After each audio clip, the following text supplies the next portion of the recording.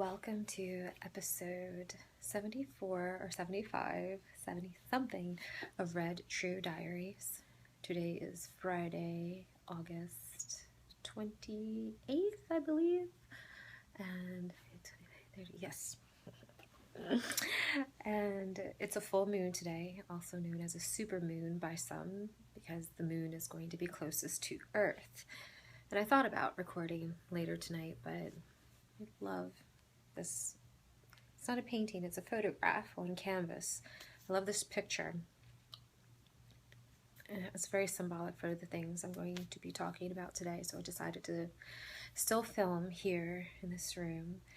And I'm not sure where I would film tonight for the moon. In any case, hopefully you are seeing or have experienced the full moon tonight. Before I even realized it was a full moon today and what I wanted to talk about. I already plan to mention the art of living a different kind of life, shall we say, one that some people would see as being crazy and getting into crazy and insanity. One of my favorite definitions of it is doing the same thing and expecting a different result. Of course, there's clinical insanity, and I'm not trying to demean or make fun of those who are, say, clinically insane or that whole field. But in terms of people making changes and being empowered, which many of my episodes are about empowering ourselves, empowering others, I've noticed that just in this past month, I've made some changes. One is, right off the bat, I'll say, sometimes I've smoked pot every single day, weed, marijuana, and before, a little more, like 5 weeks ago, 4 or 5 weeks, I know it's been at least a month since I've smoked weed, but I was smoking sometimes every day, but say at least a few times a week. And it actually, I stopped just to change it up. Sometimes I just like to just not smoke or drink, smoke weed or drink alcohol. Sometimes no coffee either. Coffee is something I do. Actually, I love all of them, but I don't like things being too habitual. And I personally like the simplicity of my hormones and my emotional, physical, and mental state being more even keeled, which some people rely on substances to help them stay more even keeled, whereas I like to take them away and see, kind of check in with myself and see how I feel, just a certain baseline and minimum. So that's what I do encourage. Just change things up and just see where you are. Check in with yourself. And yes, I do live a very crazy life. I just finished the last of hopefully ever 6-day in a row work week this past Tuesday, and it was intense. I don't have kids, but I do have a lot of responsibilities and commitments and take care of people, including my mom. So a lot of people, in my opinion, tend to make excuses why they can't, won't, will do it eventually or something, but there's nothing like applying that change, whatever it is in your life, just giving it a trial run. And if it doesn't work out the first time, try it again. Just keep trying and see what it's like.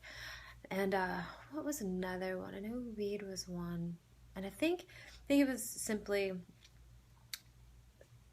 I knew I wanted to let go of Max. I knew that was something I said this in a prior episode, that I intentionally wanted to do things where I made myself move on from him, and not allow myself, if I caught myself thinking too much about certain memories or feelings towards him, to just let that go and focus on other things that I can enjoy and that don't allow me to get caught up in missing him or those feelings that were there and no longer aren't. because he has a girlfriend. He lives 3,000 miles away. It's not, it can serve me a certain ways if I look back on it as I have and say, oh, you know, that was wonderful. That was one of the best experiences I've had dating someone. That's great.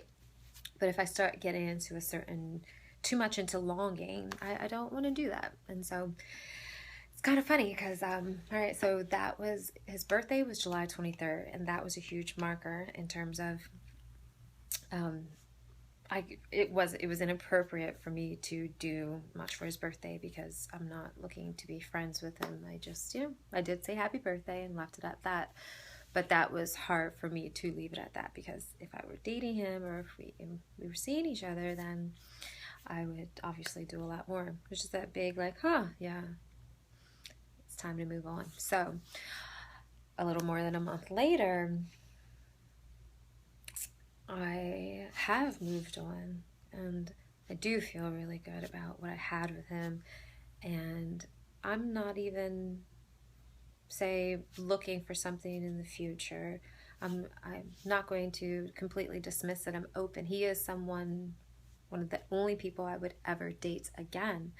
But I am not, say, hanging on to that hope that I will date him again. And it's funny that that happened. And I was feeling, as I've mentioned in previous episodes too, that I just feel really happy being single and just enjoying, you know, taking good care of myself and feeling very free and just content on my own. And truthfully, wasn't really planning or hoping to date anyone and before I move. I mean, I'm moving to Seattle in 38 weeks or so, in about 9 months, mid-May. So, you know, and I'm about to start school on Wednesday. Woo! So excited.